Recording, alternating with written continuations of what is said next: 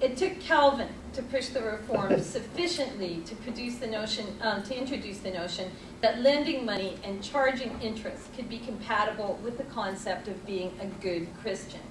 As Mark Taylor has explained, it was not until Calvin that interest was accepted and commercial enterprise warmly embraced, rather than just sort of reluctantly tolerated. It is often assumed that the reticent attitude towards finance that reigned in Europe for centuries was based on the Aristotelian fear of unnatural monetary onanism and the queer self-replication of money.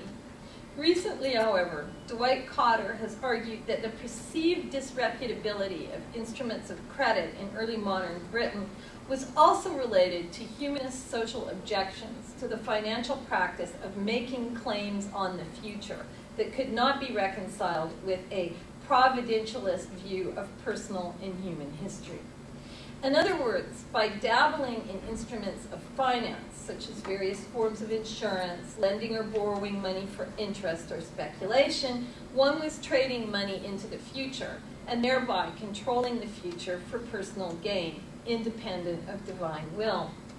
As Cotter goes on to argue, interest and insurance were generally seen as individualist affronts to God's will until the Crown's irresponsible management of the royal debt became a reason to expulse the king. And then with the rise of William of Orange, you get the introduction of Dutch finance into England in the 17th century.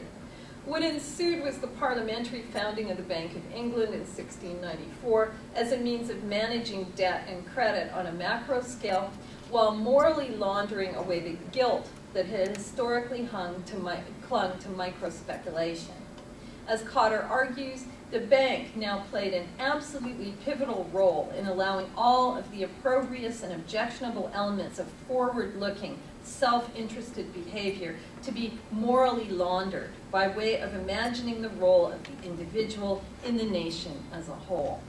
Pecuniary guilt and the hubris of looking into the future were now seen as trickling down through the system, being parceled out so as to be rendered negligible and justifiably essential to the greater good of the body politic. In other words, you're doing this for everybody.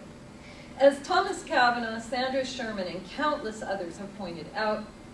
the financial instruments that arose out of this epistemic shift in economic thought and the acceptance of credit that underwrote it was rooted in, of course, its derivation from the Latin credere, or to believe. The notion of credit is in itself complex because it can mean believing in a variety of things and therefore giving someone financial credit at a specified rate of interest to be paid off in the future, giving somebody credit for being a credible person, or crediting a particular story, like those related in novels, with verisimilitude. For many scholars, it was the sudden importance of all of these definitions of credit in the 18th century that gave rise to the novel as the form best suited for communicating fictional tales in a new era of finance, alongside of financial texts, as some people call them, such as paper money, shares, and futures. But this is not to say that these developments were openly embraced without trepidation. Rather, fictional and financial credit as projections of particular realities into the future continued to be met with considerable anxiety and the generalized fear that reality might be slipping away, that careers and reputations might be based on fictitious credit and bought titles, that people might begin to act on economic and aesthetic fictions that lie like truth. Defoe, who penned The Complete English Tradesman, as well as, of course, Robinson Crusoe, wrote that credit was an inconceivable species of mere air and shadow, realizing fancies and imaginations, visions and apparitions, and making the mere speculation of things act all the offices of things themselves. The substance is answered by the shadow. The name of the thing is made equivalent to the thing itself.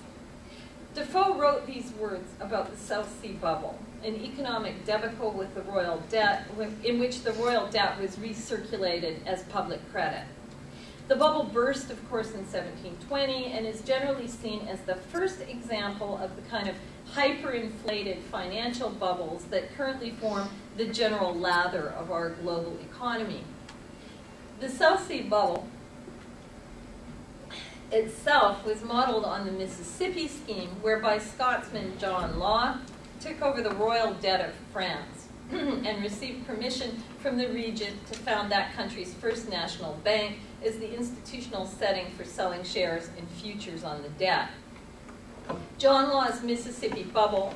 scheme also just preceded the South Sea bubble in bursting, leaving little hope for the future of the English scheme. In Defoe's polemical pamphlet of 1720 on the French way of paying national debts, which I think is a really good title, he describes law in terms that are particularly revealing. His portrait of law speaks to the central role that futurity and the capacity to project future returns had come to play, as well as worries about the corresponding thought mechanisms necessarily involved in futurity. And he wrote, when these things began to be the subject of discourse, Mr. Laws began to think of playing another mind. For I'm to suppose all along this gentleman to have built his whole fabric in his imagination at once, and to have digested every part, even from the beginning in his thoughts, but resolved to bring everything by just degrees, and to give everything that he started into the world its full scope, to extend itself to the utmost. Interestingly, what is assailed in Law's character in particular is his capacity to scheme and plot future scenarios in his imagination at once, making economic projections that skirt divine providence with speculation, a practice that asks us to take the name for the thing itself. In other words, although men like John Law could make money happen, people hung on to concerns about projecting future financial outcomes and read anyone with any kind of talent in this regard as being somehow essentially dubious. As Dwight Cotter again has argued, this distrust of projection and scheming can be found in numerous 18th century picturesque novels wherein hapless bumpkins, who mismanage money and lose shamelessly at the card table are portrayed as being morally superior to men of commerce who, with a clear head, premeditate and pursue evil business plans. But there were other reasons to be leery of John Law. As Saint-Simon wrote after the Mississippi bubble burst, Law was a man of systems, of calculation and comparison, well and deeply versed, the kind who, without ever cheating, had everywhere won immense sums at gambling because he could predict, as unbelievable as it seems to me, the sequence of the cards. And just coming from Las Vegas, I find this interesting. Indeed, Law arrived at the French court brandishing his pyramid scheme for economic recovery almost directly from the casinos at Bath, whence he had fled suspicions surrounding his continued good luck.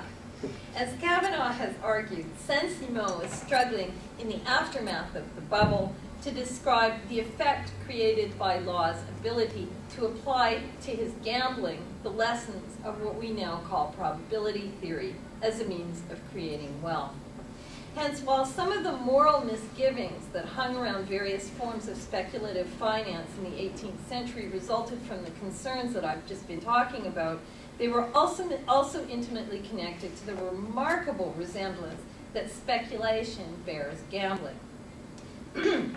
After these two major bubble crashes that were so closely linked to gambling in the public's imagination as to inspire novelty decks of playing cards, speculation struggled long and hard to dissociate itself from mere gambling. This process was assisted by the gambling law passed in Great Britain in 1774, which was intended to separate gambling, a practice that we equate with courting risk, from insurance, which we associate with prudence and hedging against risk. However, in the boom of the 18th century's financial revolution, any form of speculation could and would be enlisted in the services of gambling. Hence, until the gambling law was passed, third-party insurers would take out policies on complete strangers, selecting persons whom they reckoned would die quickly thus maximizing the expected return on their investment.